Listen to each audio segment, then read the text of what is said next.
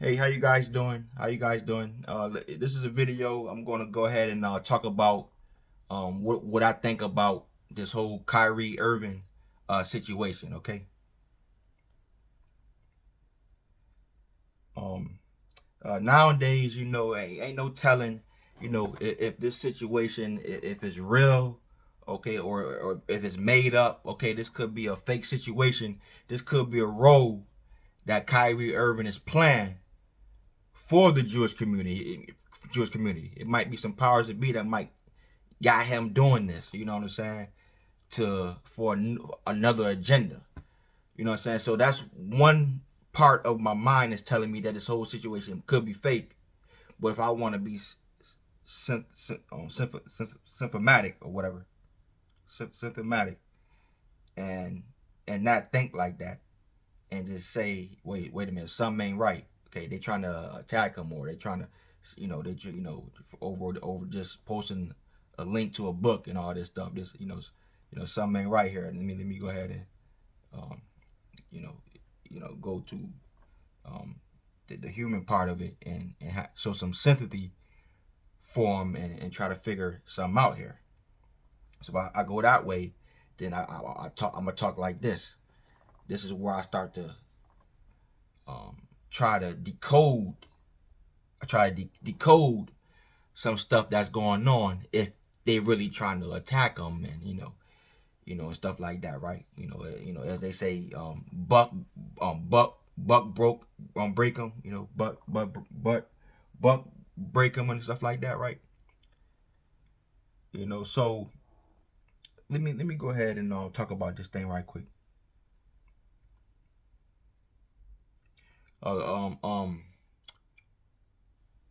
Kyrie Irving, he from Australia. He was born in Australia, and then when he was 2 years old,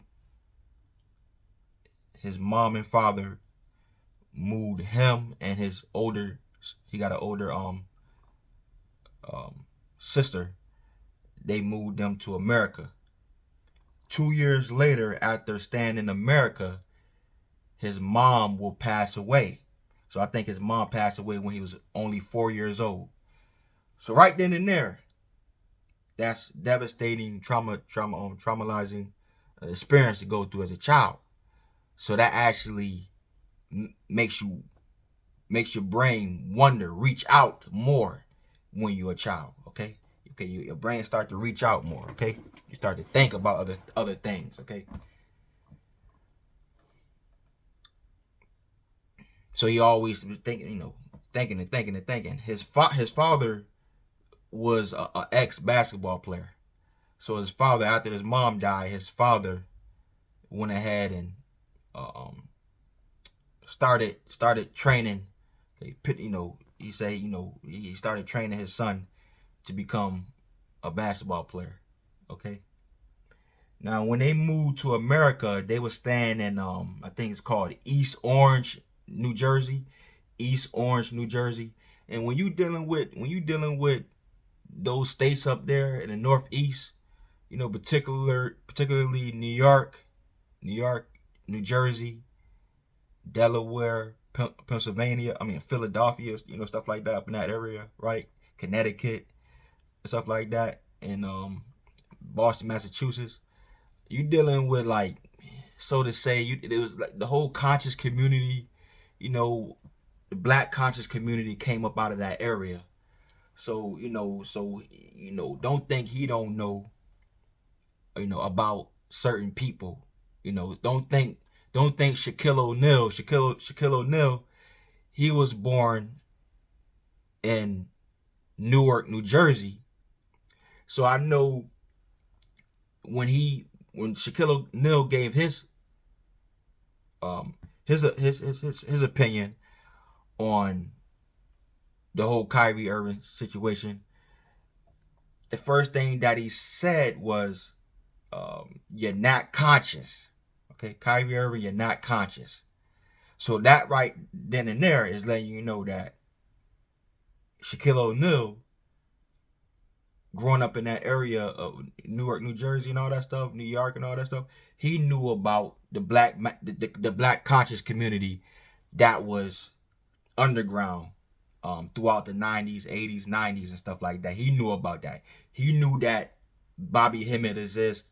Okay, okay, Dr. Phil Valentine exists. Okay, brother Kaba, he exists. Dr. Ben, Dr. Ben exists.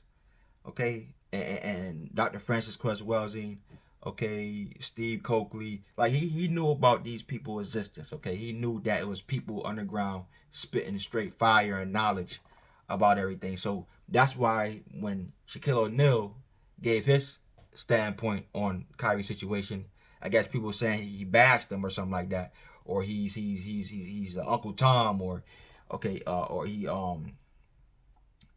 he's bound down to the master or whatever, right? And that's other wordplay I'm looking for. I can't really think on right now. That the first thing Shaquille O'Neal say is he's not conscious, so he know about that movement. So it's a double-edged sword where Shaquille O'Neal is actually letting everybody in the black conscious community know that, yeah, I know you guys are out there, okay? Even though I'm the owner of, the half owner of Reebok and owner of Papa John's and, okay, this and that, this and that, this and that. Okay, I'm way up here in millions and, okay, and all this stuff. I know you guys exist. Okay, that's what Shaquille O'Neal is actually saying. But he got to do his job because he's saying it ain't time and place for that right now. Shaquille O'Neal is actually saying that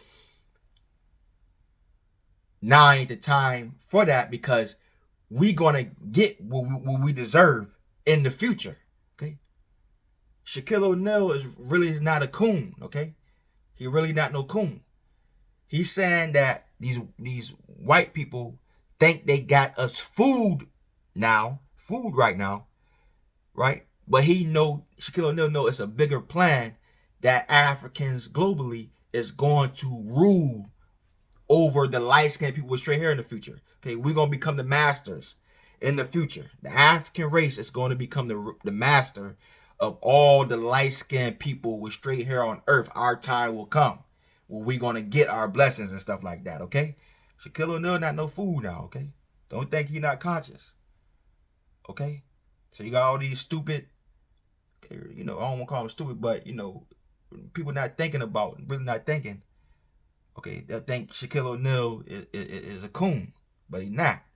Okay, I'm not going to talk about Charles Barkley because it's the same thing. Both of them guys are conscious, believe it or not. They know what's going on. Okay, this is not time and place. That's what he's saying. But there's a young community out there of star children, indigo childs, just like Kyrie Irving was talking about, that's about to start pushing information out and change for the better in America. And there's no way you can hide the truth when you got people that's really interested in the truth, like Kyrie Irving, starting to sprout this stuff out. Okay, sprout this stuff out. So Kyrie Irving was born March 23rd, 1992. Okay, so he's 30 years old. Okay. So now he over there with the Brooklyn Nets. And we know Brooklyn, okay, might be the most conscious area on earth. Harlem, Brooklyn, that whole area, man, them boroughs, man. So you think when he go home, he ain't thinking about digging deep into his history? I mean, not everybody do that, but it just happened to be him.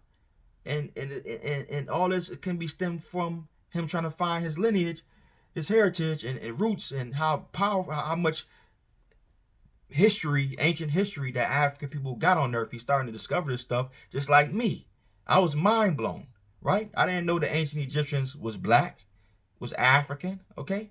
I didn't know anything about the Moors, and I didn't know they was African, okay? I didn't know about all the great all the great ancient civilizations on earth dating back 5,000, 10,000, 20,000, 30,000, 50,000 years ago. All the great ancient history, human history on earth, the African is the ones that did it. Okay, all the artifacts and everything left in stone, everything. The African did it, man. Okay, okay. This is why you go over. They got all our stuff in the museums. Okay, so Kyrie Irving, he got an older sister. Okay, so and he got a daughter. He got a daughter by I think she might be Puerto Rican or mixed or something like that. His past baby mother. Okay, and everything. Okay, so when you dealing with this Kyrie Irving situation, the 2001-2002 season in the NBA, the European elites put their foot down and said, okay, everybody in the NFL, NBA, all sports players all throughout the world got to get vaccinated. So Kyrie Irving was 97% of the NBA players got vaccinated. Kyrie Irving was a part of that 98, 99, part of the 3% that didn't get vaccinated. Okay. So they already been watching him. They already been on to him. They looking for his next conscious move. Okay? His next conscious move just so happened to be this daggone book that he represented, posted, okay, on his on his social media platform.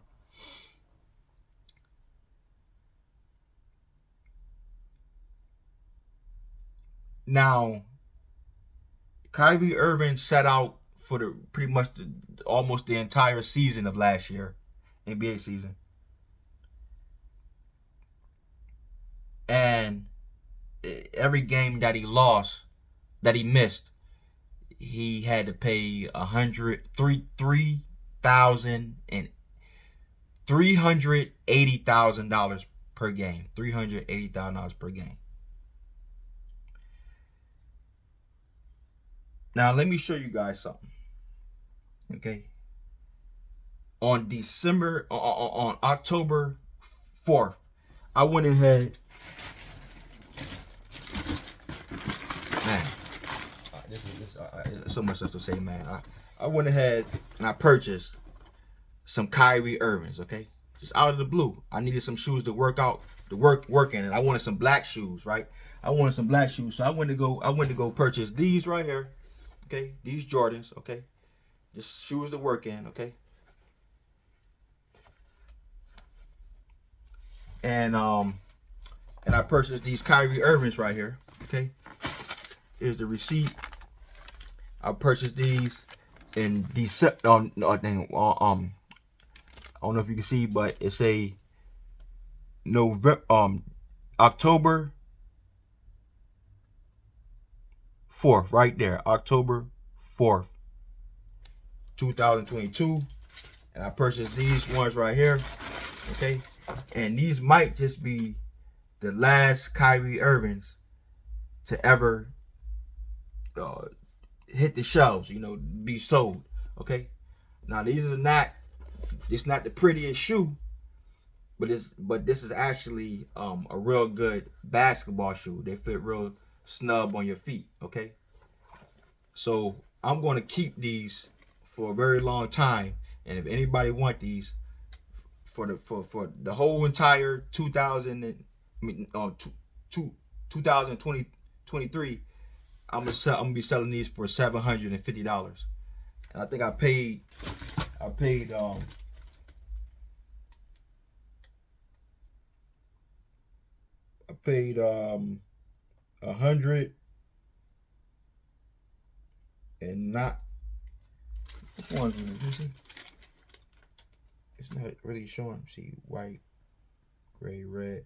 I think it's only $109. Okay, affordable shoe, $109, and they was released September 1st.